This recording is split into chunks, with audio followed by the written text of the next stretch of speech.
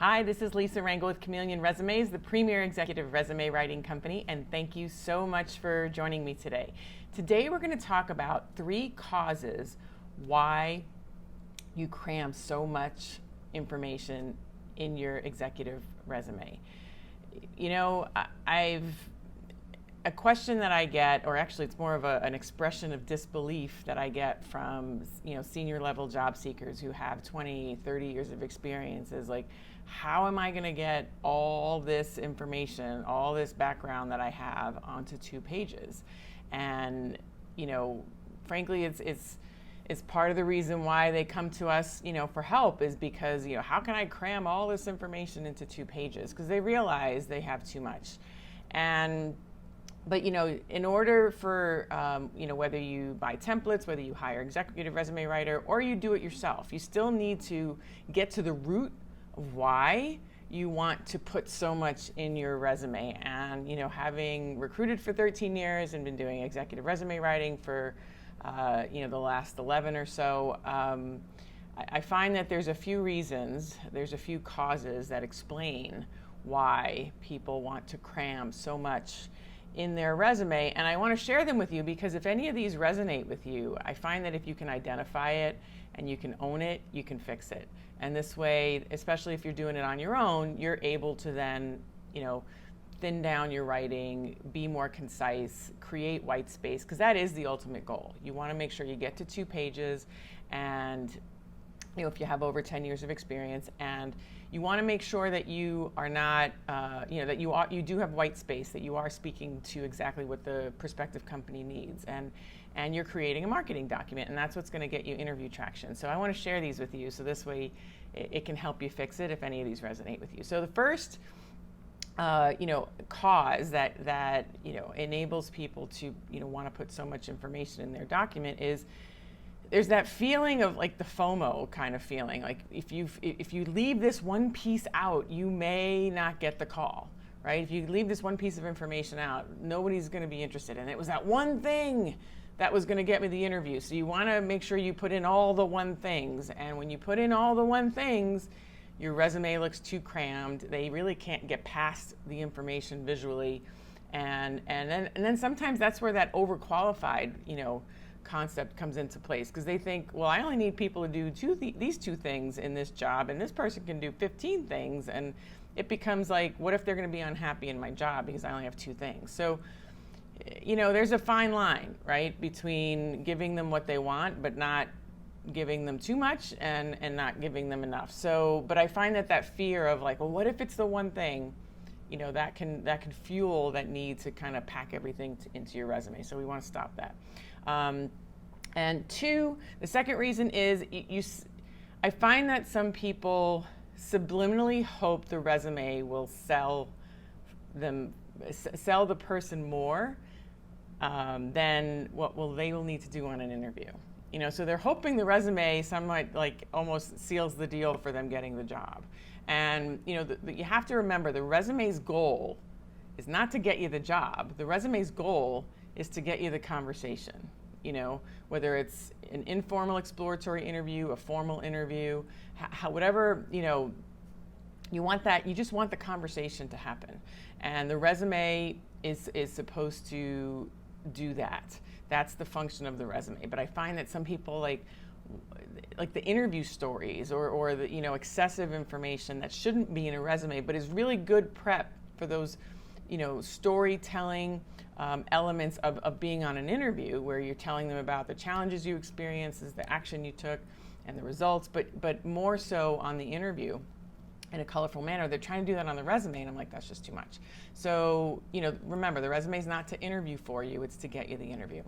The third reason or cause that I see happen that people sort of tend to fall into that lead them to want to put too much information into their resume is they're just trying to game the ATS. And even if it's more sophisticated keyword stuffing, where they take the keywords and they're putting them in through the content somewhat naturally, but they're doing it too much where now you kind of like jump the shark and it's not really natural anymore. If you're trying to game the ATS, I think, in my opinion, you've already lost. Because most jobs don't even get hired through the ATS. 60 to 65% of hires happen through employer referrals, social media connections, and personal contacts. And I'm going to be interested to see what ATS studies show in the next 6 months to a year. I think they're going to actually be more overwhelmed by candidates submitting their resumes to the ATS over the next 6 months to a year, that they're going to even be less effective for people where the networking percentage of how hires happen is going to be even greater. That's my suspicion. That's my prediction. But even if that doesn't happen, I mean, everyone's already feeling it, that the onslaught of people applying through the job boards just makes it harder to game that ATS system. So you need to write for people, and people tend to move through content better when it's concisely written with white space and speaks to what they need. So don't look for the system to be gamed. Write for the people and that you want to see it. So that's number 3. The fourth reason I see people, fourth reason I see as a cause to why people put too much information in their resume is it's almost like they're trying to justify their work.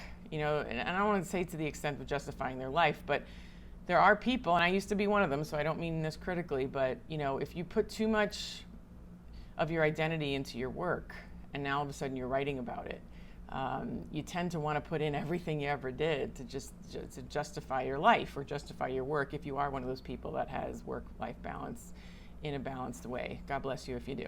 It took me a long time to get there, but that's another video. But you need to be able to cull the information down. This isn't a biography. This isn't, especially if you're only speaking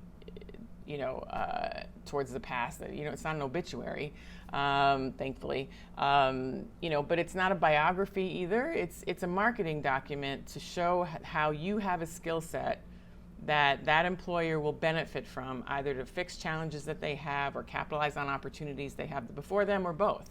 And so you need to cherry pick what will be items you want to do, functions you want to do, and then demonstrate how well you do them.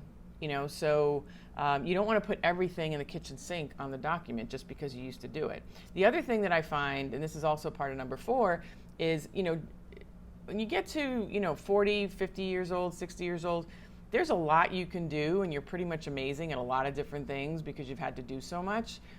But you've reached a point where you don't want to do it anymore, right? So you need to cherry pick out what you may be awesome at but don't want to do anymore either. So don't put everything you've ever done in there.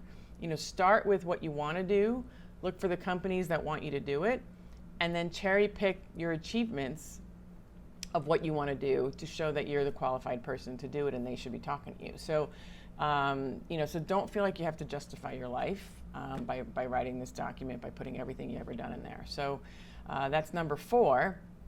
And then, the 5th reason I see, or the 5th cause that I see leads people to put too much information in their resume is people tend to believe more is better. And man, more is not better. Less is definitely more in this case. If you can, again, speak concisely to how you have a demonstrated record of achievement in the specific areas where a company needs, those skill sets, the talent in those skill sets to, again, capitalize on opportunity before them or fix some problems that they're currently experiencing, make that easy for them. Streamline that presentation, put some space around it so people can visually get there pretty quickly.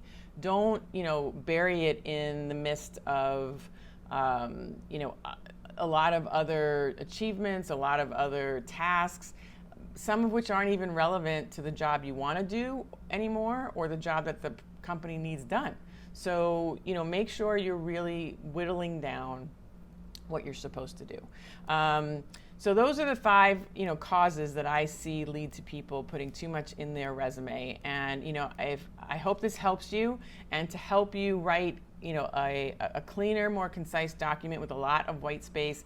I've created some templates that have really specific instructions in a little bundle that helps you do it yourself if you want to go down below there in the description box.